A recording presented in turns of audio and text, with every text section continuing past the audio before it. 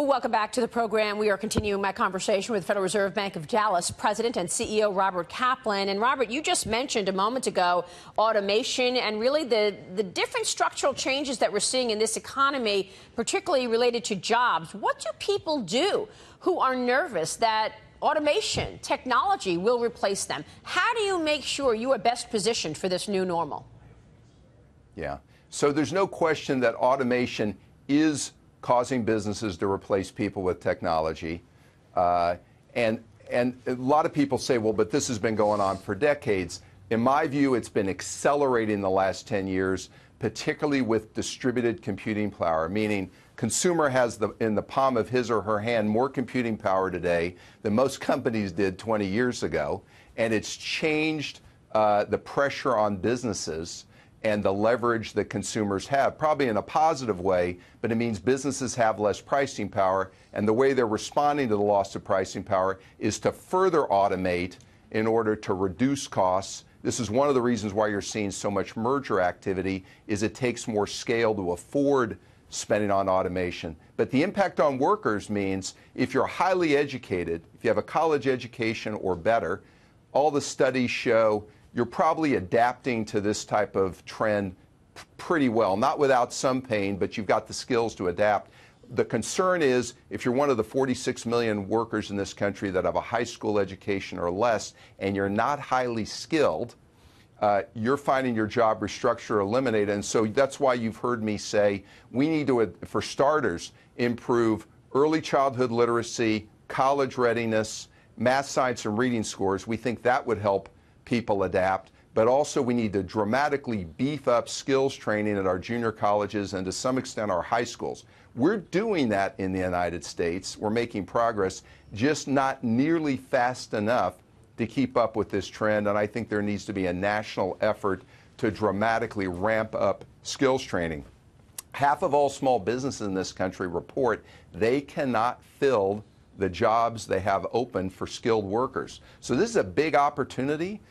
If we can fill these skilled jobs and improve skills training, we can grow GDP because we can improve productivity. Wow, yeah, this is a big issue, but I think you're right. Big opportunity as well, not just for the public sector, but the private sector as well. So that's very important if Yes. we could see that kind of combination. And I'm with you on financial literacy at a young age, that's for sure. So many changes afoot, Robert, whether it be that corner of things, the skill sets, or even what we're looking at right now with the economy. The Federal Reserve has indicated we could see as many as 4 interest rate hikes this year. People are questioning that because you've got an unprecedented situation, not only with the strengthening economy, but with the Fed trying to unravel this balance sheet of $4.5 trillion. Right. How worried are you that the Fed will be able to manage this and do this without real disruption to markets? So the balance we're always debating, I'm always thinking about with my team at the Fed is, and at the Dallas Fed, we're doing a lot of work on this. You don't want to be accommodative at a time when you're meeting your dual mandate, meaning you're at or past full employment and we're meeting our 2% inflation goal.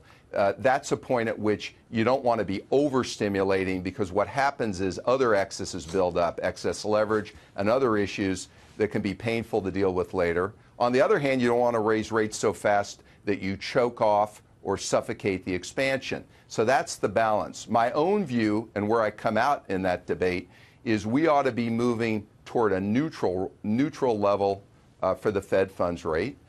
Neutral means it's a level that we're neither accommodative or restrictive. It's a theoretical level. It's inherently uncertain.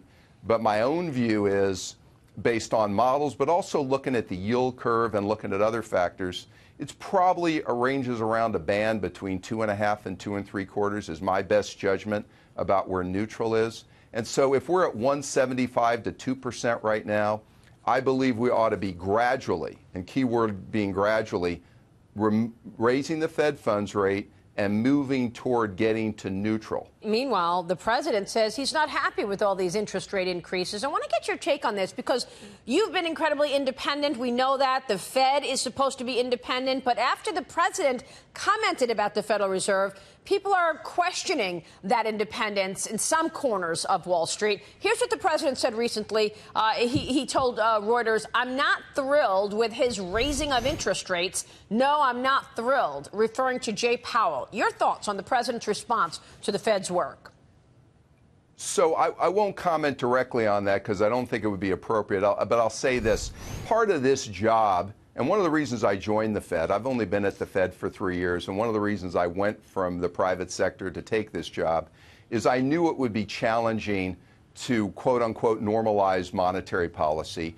And the key part of this job is the Fed needs to do its work without political considerations or political influence. And so my challenge, and I think our challenge, is to analyze the economy, weigh this balance that I just talked about, and make good monetary policy decisions.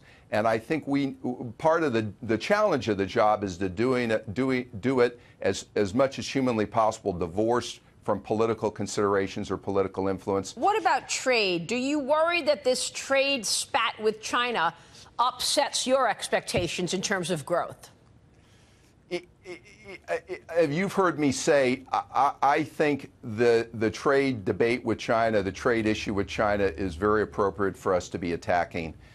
What I have said is I would like... They've been stealing from us for decades, right?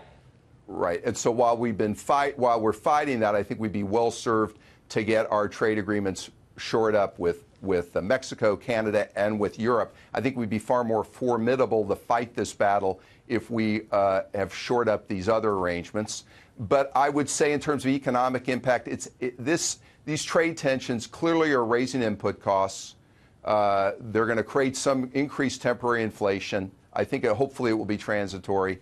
But so far, while it's affecting certain industries, at this point, it's not having a material effect on GDP growth. Really important points that you make all around, and we will be watching this. Robert Kaplan, it's wonderful to have you on the program. A real pleasure.